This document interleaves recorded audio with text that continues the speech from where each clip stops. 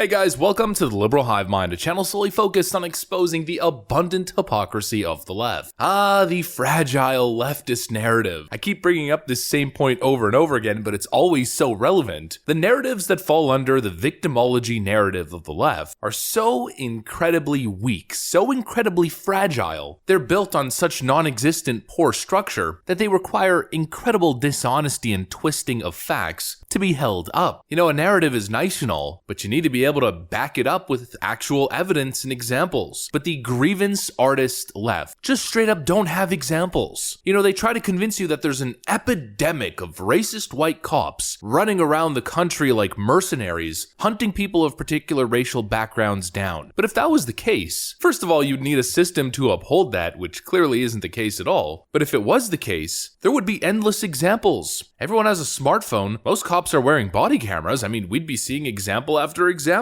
But it just doesn't happen. Yet you have these leftoids and Black Lives Matter activists who convince themselves that it's this major epidemic, that it's a premier issue in the United States, and they're just waiting and waiting, slowly waiting on the sidelines for an instance that they could take advantage of. And the moment they get a situation that sort of fits their narrative, well, all that pent-up frustration and pent-up rage explodes, kind of like it did with the whole George Floyd thing. And that's the reality. What they're talking about are extremely isolated scenarios, filled with nuance. I mean, the whole George Floyd thing was not as cut and dry as the left wants to have you believe, yet they use it to build up this massive victim narrative. But the narrative is bogus, and we know that it's bogus because there are no examples. And we see these Democrat activists, these left-wing BLM types, constantly embarrassing themselves, trying to force the narrative by taking every single instance of a police-involved shooting where the officer is white and the individual who was shot is, and trying to use it as an example of racial violence. It's completely bogus. And boy, oh boy, are the BLM types on Twitter making complete fools of themselves on this one. A Walmart hostage situation turned deadly for the hostage taker, for the criminal. And once again, the leftist BLM activists are choosing the flimsiest of examples to stand on. Let me show you guys exactly what I mean. We got some stuff to get into, so let's roll the tape. All right, folks, so a little bit of context here just so you guys are up to date.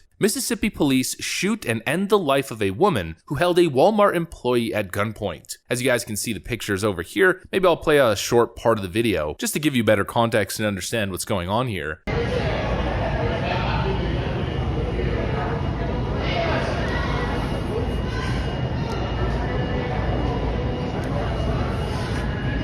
And so the end result here, not surprising to anybody with two working brain cells, the police essentially took the perpetrator out. Really not surprising at all. Let me ask you really quick, who's the victim here? Is it the person holding an employee at gunpoint hostage? Or is it the person who is being held at gunpoint hostage? Who's the victim? Well, according to the BLM left, the victim is the gun-carrying criminal. Once again, just take a look at some of these genius takes. Bet if she was white, they would have just apprehended her. If she was white, they would have called the news anchor to see what she had to say and then arrested her, or tased her. The white boy who murdered the black churchgoers was handcuffed and given Burger King. Different procedures for different races. I mean, a totally flawed comparison, considering this is an active hostage situation where the white boy involved in the situation that he's referring to surrendered to the police after the fact, a completely different situation. Here's another genius take. What if the gun wasn't loaded? What if she was threatened? What if they were playing reckless from the officer? I'm not even going to go into why that's the dumbest thing I've ever heard. Hold up. Wait a minute.